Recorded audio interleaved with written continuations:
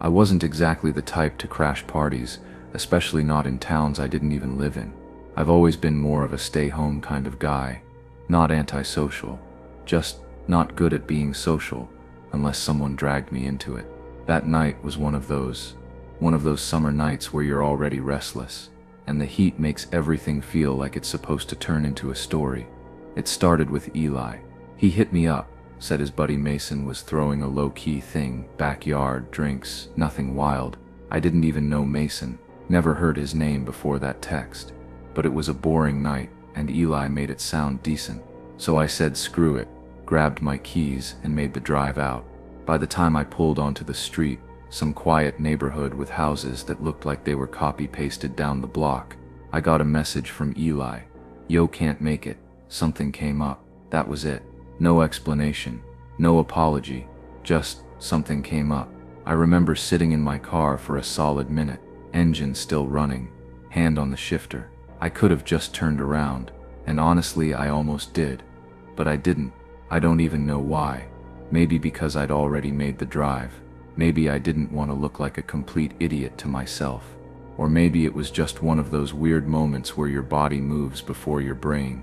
I killed the engine, got out, and walked up the driveway like I belonged there, like I was supposed to be part of that night. Looking back, I don't think I was, and I still wonder what would have happened if I'd just gone home. I had this picture in my head of how the night was going to go. Me standing awkwardly in the corner, pretending to text someone, making excuses to leave early. That was the plan, more or less. I didn't even expect to make it past the first beer, but Mason, the guy throwing the party, kind of threw me off. In a good way. He spotted me coming in and didn't just nod or wave me off like most people do when they realize you're a friend of a friend of a friend. No, he actually came up, introduced himself, made a few jokes, and started introducing me around like I was supposed to be there.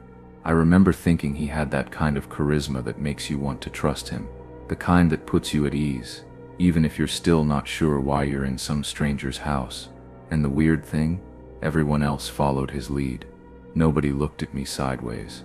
The vibe was chill, people were scattered around, backyard, kitchen, even some out front.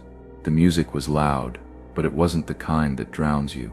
There was laughter, people spilling drinks, someone trying to get a group selfie going in the hallway. I caught myself smiling more than once. It felt good, too good. I kept refilling my cup. I wasn't counting how many times. That house, that night, just made it easy to let my guard down. Something about the way it all felt, like one of those rare summer nights that sticks in your memory, for all the right reasons. At one point, I actually caught myself thinking, maybe I needed this, and that's what still gets me. I wasn't supposed to feel that way. I wasn't even supposed to be there. At some point, the drinks caught up with me. I needed a bathroom. Badly. The downstairs ones were either out of order or had lines of people half drunk and talking to their reflections. So I figured I'd try my luck upstairs. I wasn't trying to snoop or anything, just didn't want to wait. That's when I realized the house was bigger than it looked. Way bigger. The hallway upstairs stretched longer than I expected, with room after room, most of them dimly lit or cracked open. You could hear people inside, laughing, talking, making out, whatever. But near the end of the hall, things got quieter, like unnaturally quiet. The music from downstairs felt far away. The air felt still, like a part of the house that didn't want to be part of the party. That's where I saw the door. It wasn't anything dramatic, just a door, plain, white, shut tight. But it was the only one that was completely closed, not slightly ajar, not with a light peeking out underneath. Just closed, and when I tried the knob, yeah, I know I shouldn't have. It was locked, not like somebody's in there locked. It felt like it hadn't been opened in a long time. I stood there longer than I should have, hand still hovering near the doorknob. I wasn't expecting anything, but something about that door just felt off, like it didn't belong to the rest of the house, or maybe the house didn't belong to it. I kept telling myself it was nothing. Just a locked door in a house that wasn't mine. But even after I walked away, I couldn't stop glancing back at it, like it was watching me, not the other way around. After that weird moment with the locked door, I kept walking like nothing happened. Found the bathroom, splashed some water on my face, told myself to stop being dramatic. But something was still off. I felt unsteady, not just from the alcohol, though that was definitely kicking in. My head felt too full, like I couldn't sort through all the noise in my brain. That's when I found this little tucked away space at the top of a narrow stairwell. It didn't even feel like a real room. No furniture, no lights, just boxes and old junk shoved into corners. Might have been an attic, or maybe just a storage closet someone forgot about. I stepped in without really thinking, closed the door behind me. It was quiet in a way that felt different. Not peaceful, exactly, just removed. I fumbled around until I noticed this small window near the ceiling, cracked it open, and the breeze hit me like a reset button. Cool, damp summer air, just enough to clear my head a little. I leaned into it, let my upper body hang out, elbows resting on the ledge. Below I could hear muffled music and laughter, all distant now, like the party had moved to some other version of reality. Up there I almost forgot where I was, who I was with, what I was even doing. The rooftop view wasn't much, just silhouettes of trees and the orange glow of other houses. But for a second it felt like mine, like I'd stepped outside the story for a moment. I stayed there longer than I probably should have, just breathing, just listening, letting the wind carry everything away, even if only for a little while. I don't know how long I stayed by that window. Could have been 10 minutes, could have been 30. Time was blurry by then, but I remember the moment everything shifted. It started with this faint sound, just soft enough to make me question if I was imagining it. Not music, not voices, footsteps, but not from the hallway or the stairs. These were different. They came from above, or maybe beside me. I leaned farther out the window without really thinking, and that's when I saw them.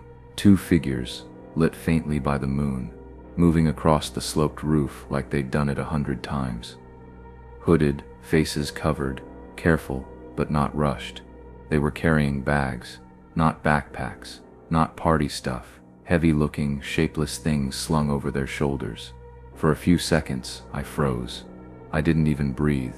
It was like my brain just stalled. I watched one of them slip through a window near the edge of the house while the other crouched down and scanned the yard. I still don't know if he saw me. He didn't look right at me, but I felt seen. That kind of weird awareness that's hard to explain. I kept thinking, what the hell is this? Is this part of the party? Some kind of prank? But deep down I already knew. They were robbing the place. While everyone downstairs was laughing and drinking, these two were moving room to room, maybe not even just stealing, maybe worse. It didn't feel random. It felt like they'd planned this, knew exactly what they were doing, and I was just there, alone, perched half out of a window like the easiest target in the world. I should have stayed where I was. I know that now, but in the moment I don't know what came over me. Something between panic and anger. Maybe it was all the drinks, or maybe it was just ego, but I didn't want them to get away with it. So I climbed out, onto the roof, onto the actual roof. It was steeper than it looked, and my shoes had no grip. I moved like someone in a dream, like I wasn't really controlling my body. I tried to follow them, even though they were already disappearing over the far side. I didn't have a plan. I didn't even have my phone. I dropped it by the window without realizing. I think I made some kind of noise. A scuff, a stumble, something loud enough to matter, because one of them turned around. He saw me, clear as day, and I just panicked. There was this loose shingle by my foot, and I grabbed it and threw it like I thought I was in a movie or something. It didn't even come close to hitting him, but it startled him enough. He slipped. I watched his arms flail, tried to move, tried to say something. I don't know what, but it was too late.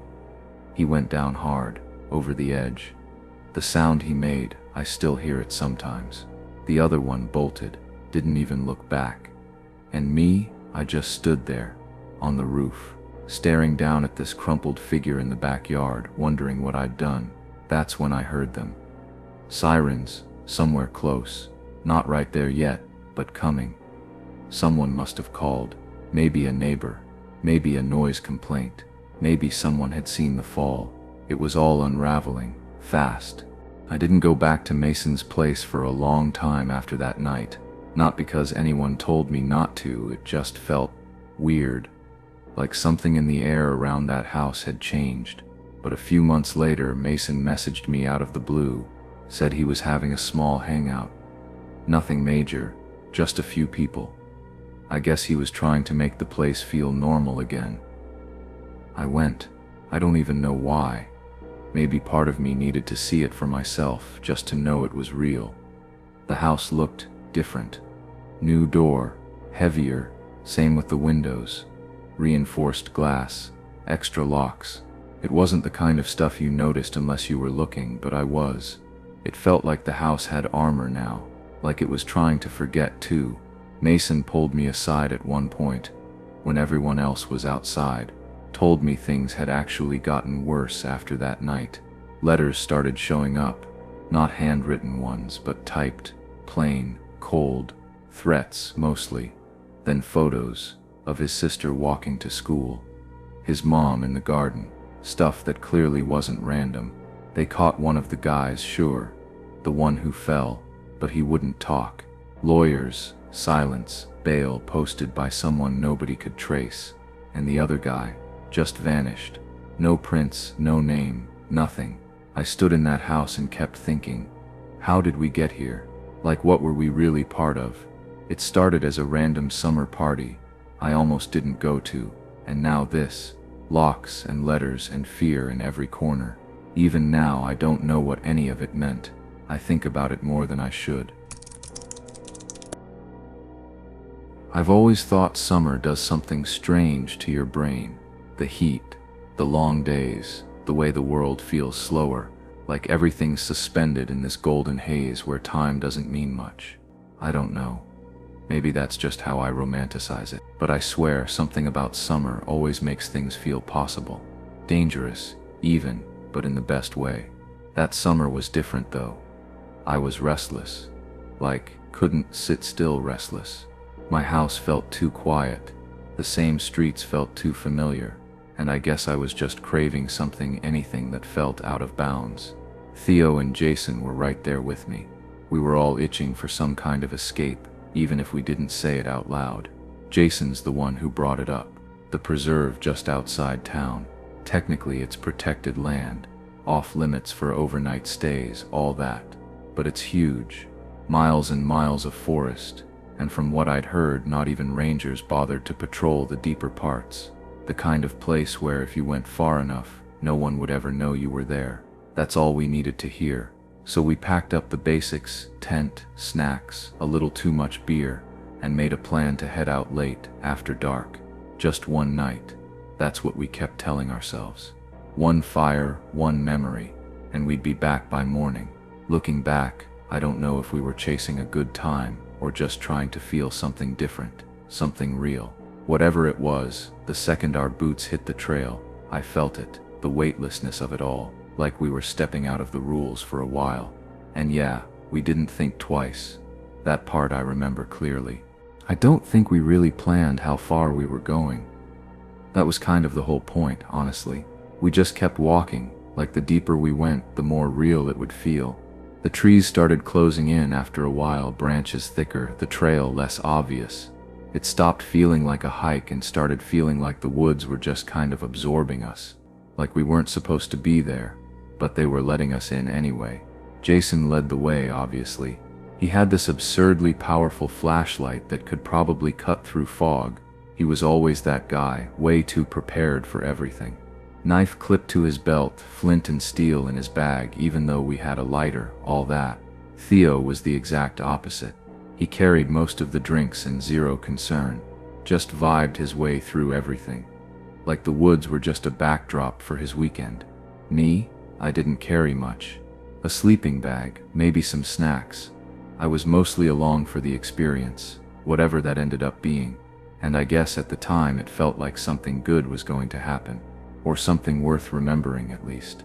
By the time we stumbled on a flat patch surrounded by trees, it was pitch black except for Jason's flashlight beam.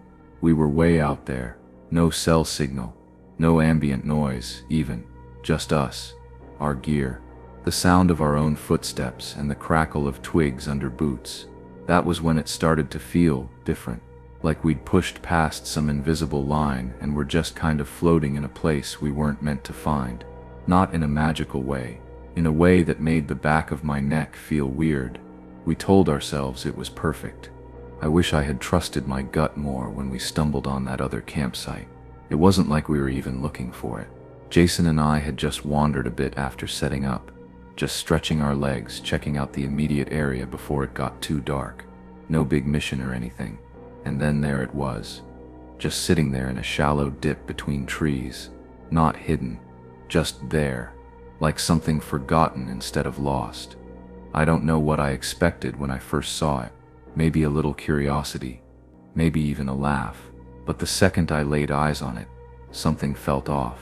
It wasn't trashed, no signs of animals, nothing torn up, but it also didn't look like anyone had meant to leave it that way. The tent was half collapsed, like someone gave up halfway through packing it down. A few pieces of gear lay scattered around, some overgrown with weeds. The fire pit still had half-burnt logs in it, and you could tell it had been used recently, but not that recently. It looked like whoever was there had left in a hurry, but not in a panic. That's what got to me, that weird in-between. No signs of struggle, no chaos, just this eerie calm, like they were right in the middle of something and then weren't. Jason didn't say anything either. He just crouched down, picked up a cracked metal mug, turned it in his hand for a second. No jokes, no theories, just silence. He set it down slowly and stood up like he didn't want to disturb whatever vibe was hanging in the air. We didn't talk about it when we got back. I didn't even mention it to Theo. It was easier not to think about it, easier to pretend it didn't mean anything. But I've thought about it a lot since. It was later in the night, after we'd eaten, after the buzz had kicked in and everyone had settled into that perfect, lazy rhythm you only really get in summer. The fire crackled low, the drinks were flowing, and someone had set a playlist to shuffle on a tiny Bluetooth speaker. It wasn't loud, just enough to fill the space between our conversations. Nothing weird, nothing tense. It was the kind of night you wish you could bottle, and then, just as easily as flicking a switch, that moment shattered. It was a whistle. Short, sharp, and way too clean.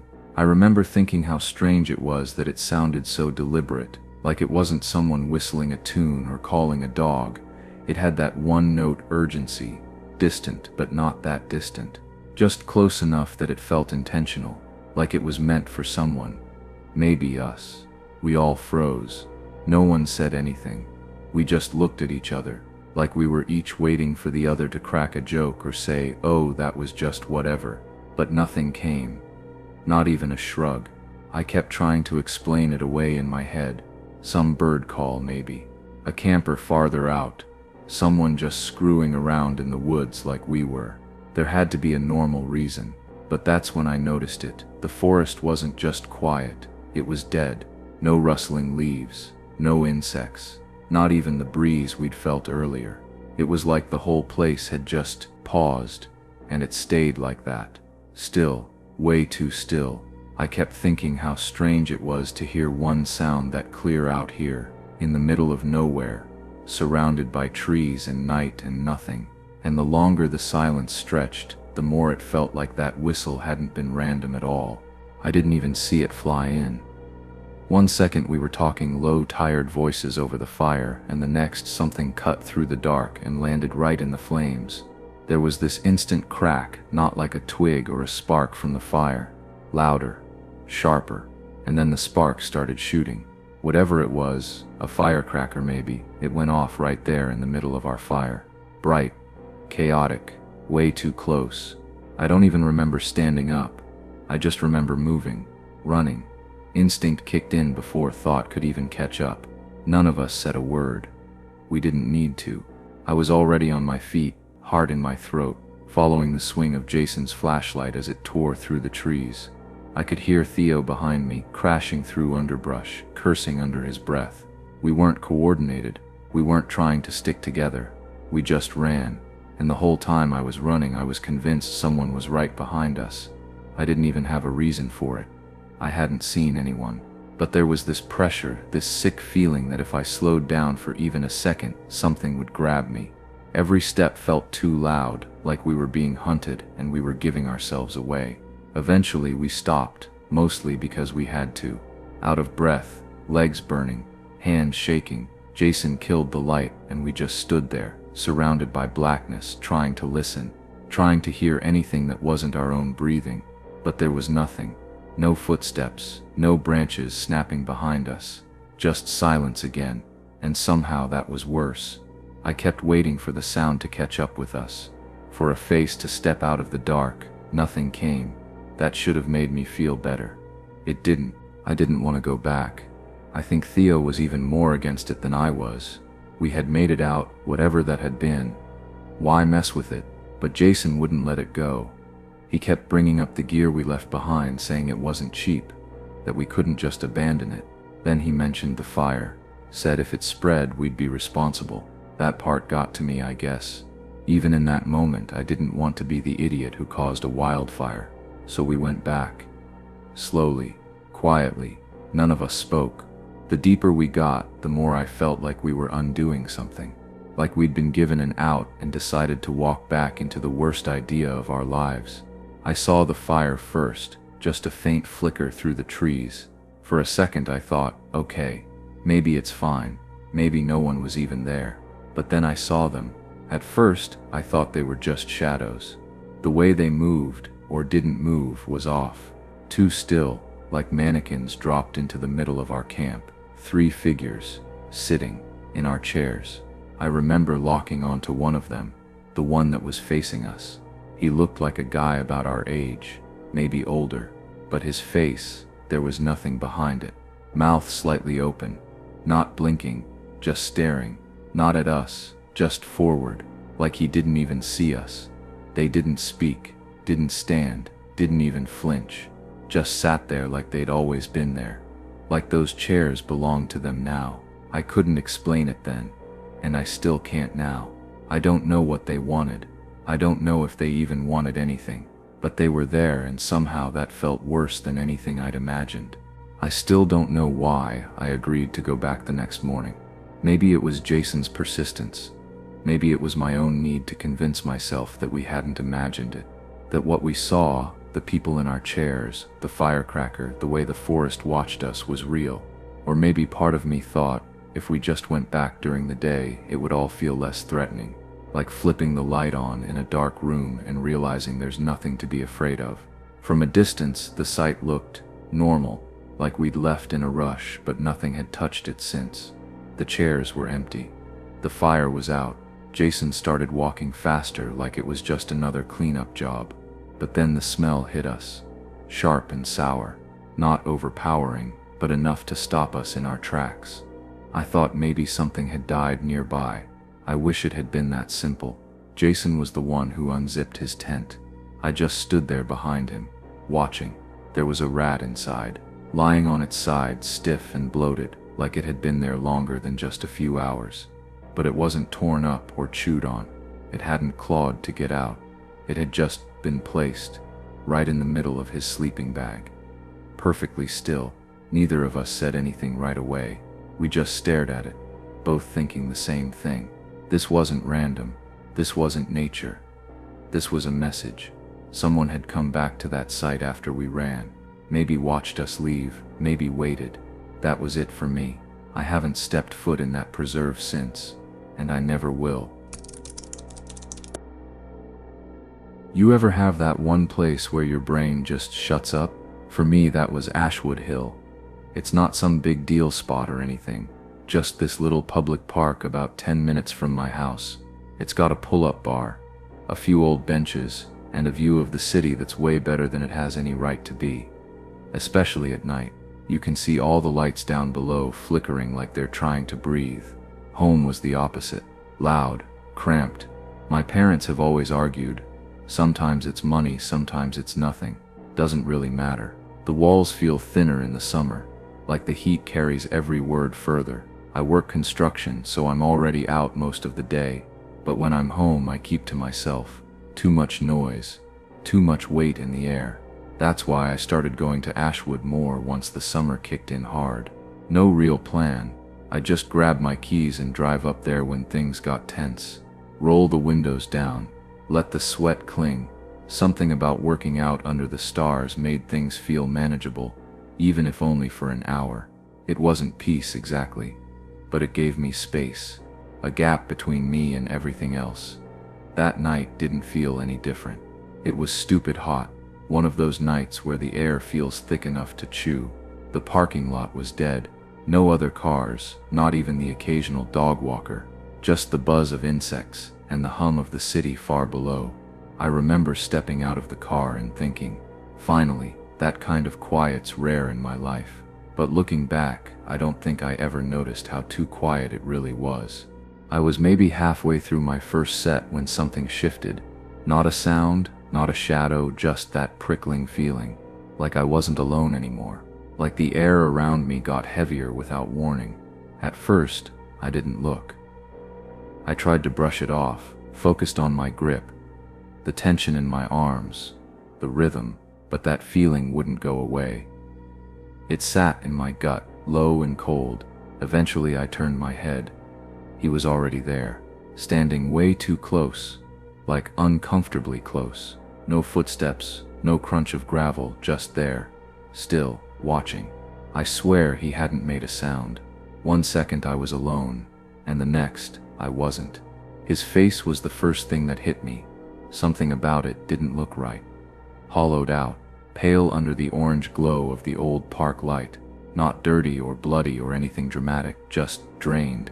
His eyes had this vacant kind of stare, like he hadn't slept in days or weeks, like he hadn't blinked in a while either. I stepped back fast, not because I thought he'd do something, but because everything in my body told me I needed space. My heart was racing, but not from the workout. It was something else entirely. Panic without a reason.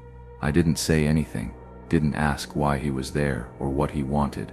Just pretended like he hadn't rattled me and moved to the other end of the bar, like I still had a routine to follow. But he didn't leave, didn't speak. He just stood there, like he belonged, like this wasn't strange, like I was the one interrupting his night. And the worst part? It didn't feel like the first time he'd been there. I kept trying to act like it wasn't bothering me. Like he wasn't still just there, still standing in that same spot, not moving, not making a sound. But I could feel him, not just looking, studying. Every rep felt like it was being documented, like I was under some kind of microscope. His gaze didn't wander, didn't flick away, just stayed locked, like he was trying to figure out something about me that I didn't even know myself. I told myself to ignore it, just finish the set, walk away, get in the car, go home. Simple. I'd done this 100 times before, but as I pulled myself up one last time, I heard something that made my grip slip. He said my name, not a nickname, not something general, my full name, first and last, clear as anything, just under his breath, like he was testing the sound of it. It didn't register right away. I thought I misheard, maybe imagined it, but the way it echoed in my head, no, I knew what I heard. And the second it clicked, it felt like all the blood drained from my body at once. My skin went cold, even though the air was still thick and sweltering. I dropped down hard and turned around, expecting some kind of explanation, anything, but he didn't say another word, just stared. Same dead eyes, same weird calmness, like what he'd just said wasn't strange at all. And the thing is, I never told him who I was, not even a hint. He shouldn't have known me. He shouldn't have known me. But somehow he did. I didn't drive straight home after that. Couldn't. I told myself I just needed something cold to drink, but really I just needed a buffer. A way to slow down whatever had started back at the park. Ridgemart was open 24/7 and only a couple minutes off the usual route, so I pulled in, hoping the weirdness would stay behind me on the hill. Inside, the hum of the refrigerators and that awful fluorescent lighting made things feel a little more normal. It was quiet, almost dead, but in a different way. Bored kind of quiet, familiar. The cashier looked half asleep behind the counter, barely glancing up as I walked in. I stood in front of the drink fridge longer than I needed to, let the cold air hit my face. Tried to shake it off, that name thing. His stare, the way he hadn't reacted at all when I turned. I kept replaying it, trying to find some part of it that made sense. Some detail I missed that would explain it away. And then I saw it. In the reflection of the fridge glass, right behind me there was a shape. Tall, still, too close. Like someone had followed me in and was just watching. My stomach dropped. I didn't even think. I spun around fast, heart already kicking into overdrive. No one, just the freezer doors behind me, some dusty shelves, the same bored cashier still hunched over his phone, barely registering that I existed. I stood there a few seconds longer than I should have, pretending to browse while my brain tried to make it fit. Maybe it was the angle. Maybe a trick of the glass. A shadow even. But it didn't feel like a shadow. It felt deliberate, and that feeling didn't go away, even once I was back in my car, heading home with nothing but silence on the road, and sweat still clinging to my back. The next morning started like any other. Alarm went off way too early. I got dressed in the half-dark, grabbed my gear, and stepped outside before anyone else in the house was even up. The air was already warm, thick with that early summer heaviness that clings to your skin before the sun's even fully out. I wasn't really paying attention, just going through the motions until I saw it, right there on the welcome mat, an envelope. No name, no stamp, just plain and sealed. Something about the way it sat there felt wrong, like it had been placed, not dropped. I picked it up, flipped it over a couple times, half expecting there to be something written on the back. Nothing. I didn't have time to deal with it, so I just shoved it into my bag and went on with the day. A couple hours passed before I even remembered it was there. I was sitting in my truck during lunch, engine running, trying to stay cool with the AC barely working. I reached for the sandwich I packed, and my hand hit the envelope instead. I don't know what I expected, maybe some ad stuff, or a neighbor being weird, but definitely not what I found. The second I pulled the papers out, I felt my hands go cold. Photos, all of me, taken from a distance. One of me leaning into my car, one of me on site at work, one of me up at the park, mid-set. They weren't just pictures, they were proof someone had been watching, tracking, but it was the last one that really hit me. Me sleeping, through my bedroom window, at night. I didn't even remember how long I sat there, envelope in my lap, sandwich untouched. Everything just kind of stopped. I kept staring at that last photo like maybe if I stared long enough, it would explain itself. But it never did. I didn't even clock out. Just told my boss something came up and left. I don't remember much about the drive. Just the feeling of the photos sitting on the passenger seat, like they were radiating heat, like they were something alive. I didn't want to be near, but couldn't ignore. I walked into the station with that weird feeling you get when you're doing something important, but still feel like you're in the wrong place. The kind of nervous that doesn't come from guilt, just uncertainty. I didn't even know what to ask for.